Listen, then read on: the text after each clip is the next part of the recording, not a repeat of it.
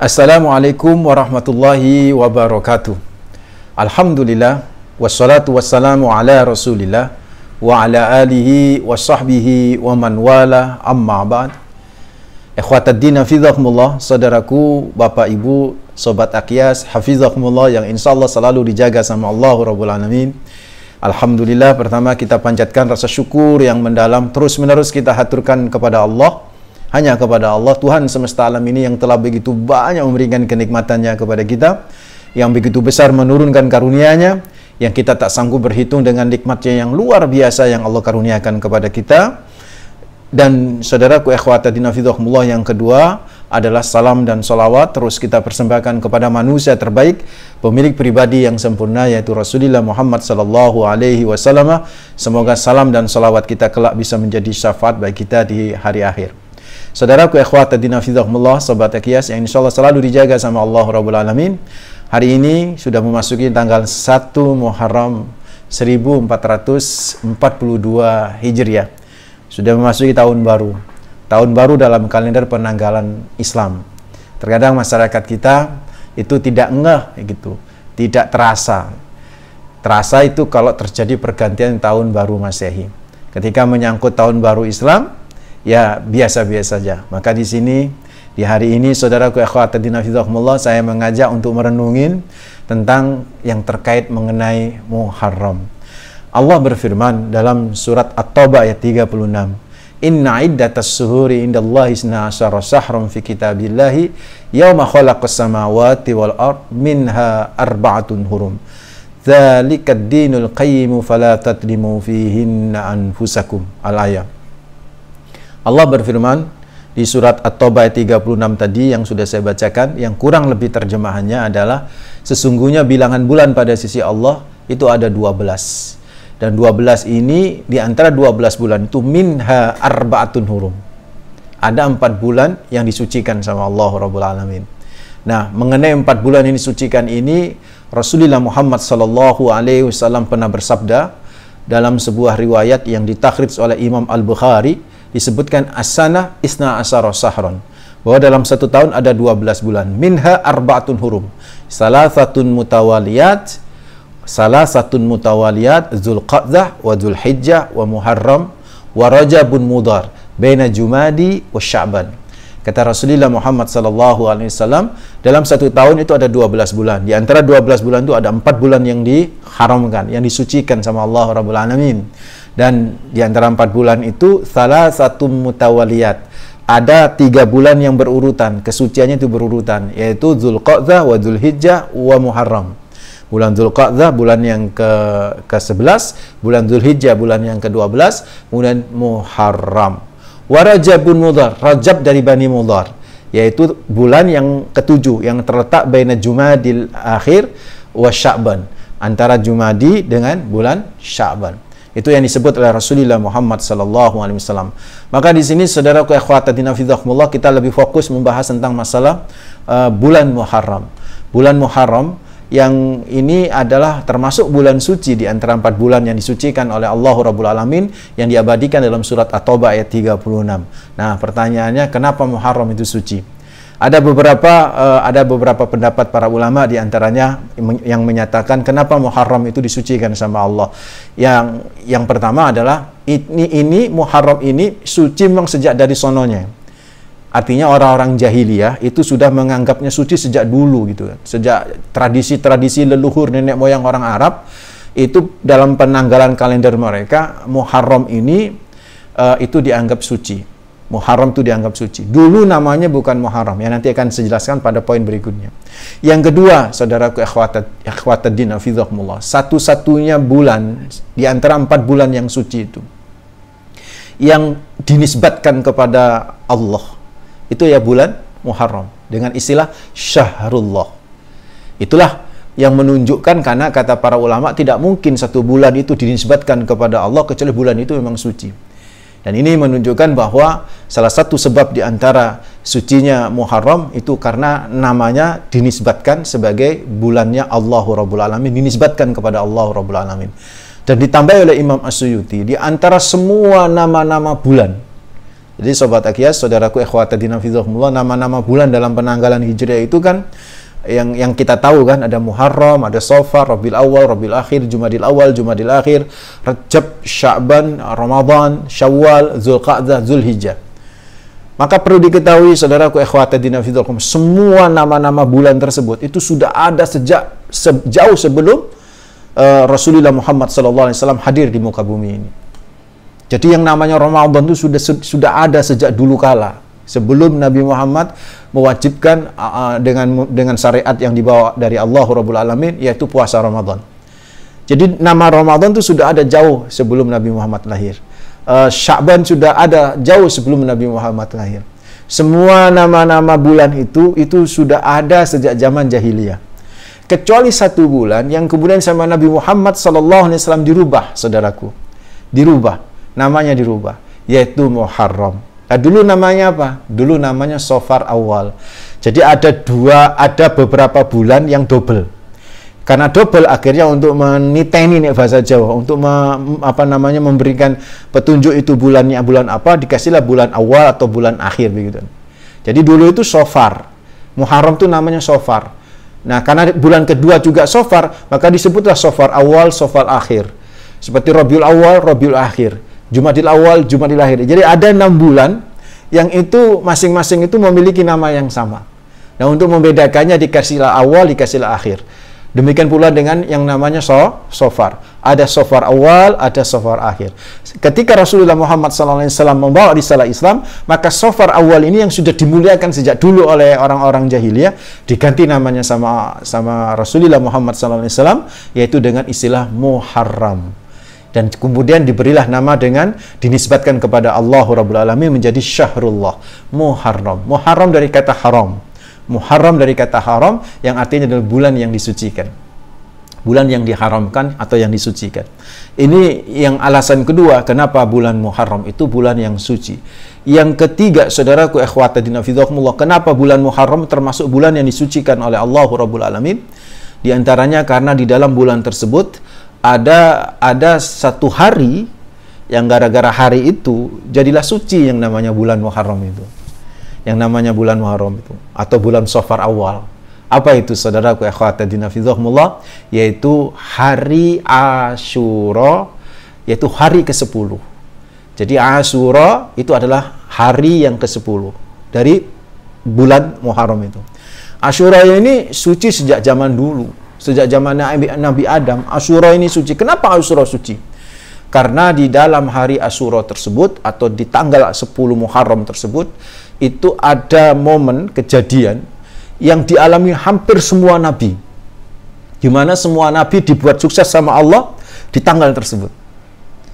Beberapa riwayat menyebutkan Nabi Adam sukses, kemudian turun ke dunia gitu kan ya. Karena ketika Nabi Adam turun ke dunia kan kualitas sebagai manusia yang bagus itu kan baru teruji di dunia itu kan. Karena beliau harus menghadapi banyak tantangan dan godaan. Itu ketika di dunia. Itu terjadi pada tanggal 10 Muharram. Turun dari Nabi Adam itu ke Nabi Nuh alaihissalam.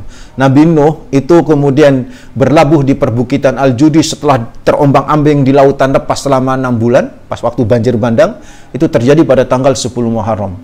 Nabi Musa ketika dikejar-kejar oleh Fir'aun, kemudian diselamatkan oleh Allah Rabbul Alamin dari Fir'aun, itu terjadi juga tanggal 10 Muharram. Jadi tanggal 10 Muharram ini tanggal yang identik dengan kesuksesan kemenangan para nabi, beberapa nabi lah, yang kisah-kisahnya itu populer, masyhur di beberapa kitab. Itulah kemudian tanggal 10 Muharram ini menjadi penentu tentang mulianya atau sucinya Muharram. Nah, begitu hebohnya Asyura, begitu amazingnya Asyura, saudaraku ikhwatadina fidzakumullah, sehingga akhirnya bulan Muharramnya itu menjadi tenggelam di Indonesia, terutama di tanah Jawa. Di Nusantara dulu lebih populer Asyuranya ketimbang Muharramnya, sehingga mereka tidak pernah menyebut bulan Muharram. Yang mereka sebut adalah bulan Asyura. Karena lidah Asyura terlalu sulit untuk disebutkan secara lengkap, akhirnya diambil ujungnya saja menjadi bulan Suro. Jadi yang dimaksud bulan Suro itu adalah bulan Muharram. Itu terambil dari satu hari di situ yang menjadikan bulan Asyura itu atau bulan Muharram itu menjadi mulia, yaitu adanya hari yang ke-10 di bulan Muharram atau kita sebut dengan istilah Asyura. Kurang lebih demikian yang namanya sejarah tentang munculnya Asyura ini, saudaraku akhwat din fillah. Setelah kita tahu kesucian bulan Muharram ini, sekarang pertanyaannya apa yang harus kita lakukan di bulan Muharram? Yang pertama, saudaraku akhwat din fillah, puasa. Dari Abu Hurairah radhiyallahu anhu, Rasulullah Muhammad sallallahu alaihi wasallam pernah bersabda, "Afdalus syiyam ba'da Ramadan, syahrullah al-Muharram." Puasa terbaik setelah Ramadan itu adalah puasa di bulannya Allah, yaitu puasa di bulan Muharram. Itu puasa yang terbaik, riwayat Imam Muslim. Nah, karena itulah saudaraku akhwatadina fidhakumullah, para ulama-ulama salaf sejak dulu kalau sudah masuk bulan Muharram, puasa hampir sebulan. Puasa sebulan. Kenapa demikian? Karena itu bulan yang disucikan. Rasulullah menyatakan afdalus syiyam ba'da Ramadan. Puasa terbaik setelah Ramadan sudah tentu. Itu adalah puasa di bulan Muharram. Karena itu ikhwatadina fidhakumullah, kalau Anda mampu berpuasa 1 bulan di bulan Muharram, lakukan. Tapi kalau nggak bisa, ambillah seperti apa yang dikatakan oleh Ibnu Qayyim Al-Jauzi yang ada dalam kitab Zadul Ma'adnya. Di jilid kedua halaman 72 disebutkan tingkatan puasa itu yang terkait dengan Muharram, ya kalau bisa itu sebulan penuh, kalau nggak bisa ya sudah, yang paling sempurna itu terkait dengan Asyura itu adalah tanggal 9, 10, 11. Sehari sebelum Asyura, hari Asyura itu sendiri yaitu tanggal 10, dan setelah Asyura tanggal 11 itu puasa yang tamam, yang sempurna, kata beliau Ibnu Qayyim Al-Jauzi. Yang kedua, kalau nggak mampu ya sudah, yaitu tanggal 9 dan 10 Muharram. Ini banyak hadis tentang yang berkaitan dengan 9, 10 gitu ya. Kalau toh akhirnya nggak mampu 2 hari, saudara akhwatadina fidhakumullah, ya puasalah tanggal 10 saja. Karena puasa tanggal 10 ini Masya Allah luar biasa. Itu yukaffirus sanah. Itu bisa menghapus dosa-dosa yang lalu. Itu makanya kenapa dosa-dosa yang lalu dihapus, yukaffirus sanah al-madhiyah. Itu dosa-dosa yang lalu dihapus supaya bersih. Ketika bersih, kita menatap setahun yang akan datang, bergerak setahun yang akan datang, itu jauh lebih mudah langkah-langkahnya. Kenapa? Sudah tidak ada tidak ada dosa, sudah dihapus sama Allah Rabbul Alamin. Makanya saudaraku ikhwatadina fidhakumullah, Bapak Ibu sobat Aqyas, usahakan kalau tahu nggak bisa puasa 1 bulan penuh, berpuasalah di tanggal 10 Muharram. Yang kedua, apa yang kita lakukan? Banyak bertobat dan beristighfar. Kan di surat At-Taubah 36 disebutkan fala tatlimu fihinna anfusakum. Janganlah kalian berbuat maksiat di bulan-bulan yang suci itu. Nah, siapa yang nggak bisa menahan diri untuk berbuat maksiat? Siapa yang benar-benar bersih itu dari perbuatan maksiat? Kan tidak ada.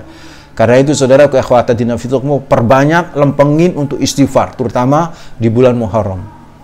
Kenapa demikian? Ada sebuah hadis Nabi Muhammad sallallahu alaihi wasallam riwayat Imam At-Tirmizi, itu disebutkan in kunta sha'iman sahran ba'da Ramadan fasumil Muharram fa innahu fihi yawman taballahu ala qaumin wa yatubu fihi ala akhirin. Ala akhirin. Kata Rasulullah Muhammad sallallahu alaihi wasallam, kalau kamu hendak berpuasa selama 1 bulan selain Ramadan, maka puasalah di bulan Muharram. Kenapa? Fa innahu fihi, karena di dalam Muharram itu ada yauman taballahu ala qaumin. Ada 1 hari yang taubatnya 1 kaum itu diterima. Yang dimaksud di sini taubatnya Nabi Yunus alaihissalam. Itu diterima pada waktu tanggal 10 Muharram. Wa yatubu fihi ala akhirin. Dan Allah juga berkenan menerima taubatnya yang lain di tanggal 10 Muharram itu atau di bulan Muharram itu.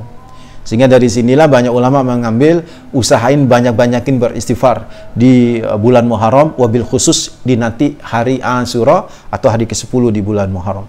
Kalau itu bisa kita lakukan, insya Allah kita akan benar-benar bersih. Ini kalau bersih, menatap ke depan ini jauh lebih baik sebagaimana yang tadi kita bahas di awal. Itu saudaraku ikhwatadina fidhakumullah. Sebenarnya saya ingin menjelaskan, nanti kapan-kapan saya akan buat lagi kajian di YouTube tentang khusus mengenai Asyura. Ini selintas saja mengenai Asyura. Ini kita bicara tentang awal tahun baru, yaitu di bulan Muharram ini. Jadi kita nggak berbicara khusus Asyuranya. Dan yang terakhir, apa yang harus kita lakukan, saudaraku ikhwata dinafidhakumullah? Ya banyak-banyaklah bersedekah di bulan Muharram ini. Karena saudaraku ikhwata dinafidhakumullah, man wasa'ala ahli yawma Asyura aw sa'allahu alaihi sa'iras sana. Rasulullah Muhammad sallallahu alaihi wasallam, barang siapa yang meluaskan rezeki atau meluaskan nafkahnya kepada keluarganya di hari Asyura, maka Allah akan meluaskan rezekinya nanti di semua tahun, sa'iras sana. Ini sekalipun saudaraku ikhwata dinafidhakumullah menyangkut di hari Asyura, tapi bisa juga kita kaitkan banyak-banyakin kita bersedekah di bulan haram ini, di bulan yang disucikan sama Allah. Bukankah ketika Allah mengistimewakan suatu hari, kemudian Allah memberikan mengobral pahala di hari yang diistimewakan, kan berarti kan pahala apa saja yang kita, amalan soleh apa saja yang kita lakukan, pahalanya pasti akan dilipat gandakan sama Allah. Dan sebaliknya, dosa apa saja yang kita lakukan di bulan Muharram ini, maka saudaraku ikhwata dinafidhakumullah juga akan dilipat gandakan itu siksaannya oleh Allah Rabbul Alamin. So, saudaraku ikhwata dinafidhakumullah, yuk tatap setahun yang akan datang ini dengan perilaku yang jauh lebih baik.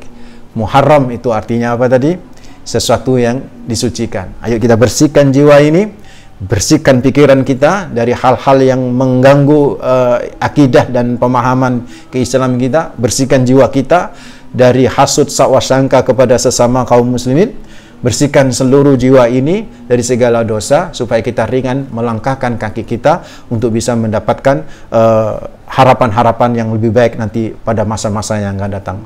Mudah-mudahan tahun 1442 yang Hijriah yang akan kita jalanin ke depan ini insya Allah jauh lebih baik dan lebih mudah.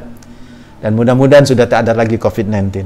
Kita tinggalkan 1441 Hijriah dengan segala hal-hal kejadiannya. Dan mudah-mudahan itu menjadi pelajaran yang terbaik untuk bisa menatap masa yang akan datang. Aqulu qouli hadza wastaghfirullah li wa lakum innahu wal ghafurur rahim. Mohon maaf. Assalamualaikum warahmatullahi wabarakatuh. Ini susu etawa. Di kalangan salaf di Mekah itu, guru saya Said Muhammad bin Alwi Al-Maliki Al-Hasani biasanya kalau masuk awal tahun itu minum susu bareng-bareng sama santri-santrinya. Ini tafaulan supaya kita bersih, putih jiwa kita seputih susu ini. Silakan kalau bisa minum susu, karena Rasulullah ketika Mi'raj ditawarin susu dan homer, dan Nabi memilih susu sebagai lambang kebersihan jiwa. Bismillah.